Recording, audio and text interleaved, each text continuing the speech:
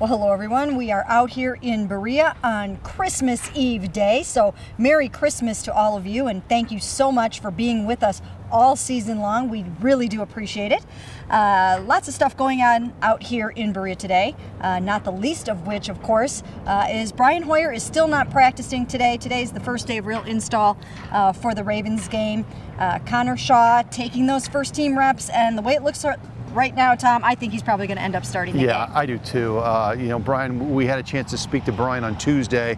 He hadn't even started throwing yet. Not that he, you know, again, he was saying by Friday and Saturday maybe he feels better, but I just get a sense that right now a lot of signs point to Connor Shaw playing on Sunday. Yeah, and who would have believed that it would come down to this for the final game of the season? Johnny Manziel went on injured reserve today. Brian Hoyer off to the side, not doing anything, and Connor Shaw and Tyler Thigpen taking the reps. So kind of a weird way to end this season. Another weird way to end this season is all this talk about Justin Gilbert. We've got Carlos Dansby calling him out. We've got Dante Whitner calling him out for not doing what he needs to do to be a professional. I've really never seen guys really come down this hard on a young rookie like this.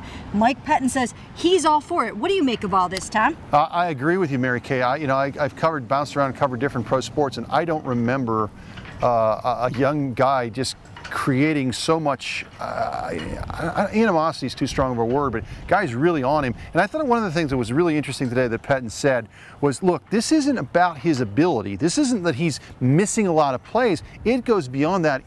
I think it has to be a little bit to do with attitude. It's preparation. It's these guys making this jump to the NFL and not really knowing what's expected of them to be pros. We often hear the phrase, you got to be a good pro, but I'm with you.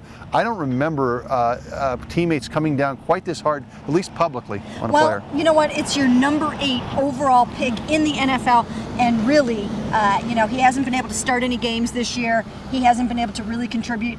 Here we are at the end of the season, and you've got undrafted free agents going in ahead of him and things like that. So far he's been a disappointment, but Mike Pettine did say he strongly believes that you will see a better, more improved version of Justin Gilbert in 2015. Now, he said the same thing about Terrence West. Terrence West is getting sort of the same kind of treatment. Yeah. He's not supposedly doing what he's supposed to do either, whether in terms of preparation, attitude. We're not really exactly sure what these guys are doing behind closed doors, but he sees a better 2015 for Terrence too.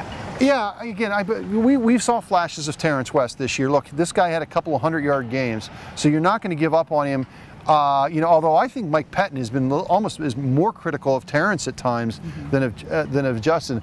I still, I took Justin to task a little bit this week myself, but I still think there's a good player there. They've just got to get it out of him, and they got to get it out of him on a consistent basis. Huge off season for them, and a certain quarterback too. Right. I mean, we talked to Mike Pettine today just about that very thing, about Johnny Manziel. Now, I've been writing, I'm trying to spin it forward now, that, hey, they've got 2 first-round picks next year. They have to look at all their options, and they will. They're out scouting the quarterbacks. They're looking at Marcus Mariota. They're looking at Jameis Winston. They have to. They have no choice. But does that mean they're ready to give up on Johnny Manziel? Johnny said yesterday, it wouldn't be fair to give up on me after 7 quarters. And Mike Pettine said today that he agrees with him. I don't think anybody's talking about them necessarily giving up on him after 7 quarters. However, the reality of the situation is they have to look around and see what else they can do in the event he doesn't work out.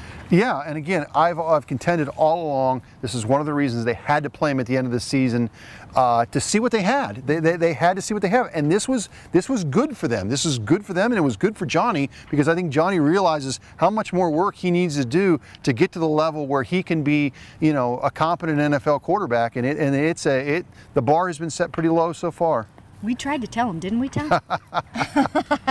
All year long, we kind of hammered away at that point. But anyways, the lights are coming on for Johnny, and the Browns are hoping they come on for Justin Gilbert and Terrence West too. We will have it all right here for you on cleveland.com. And again, Merry Christmas.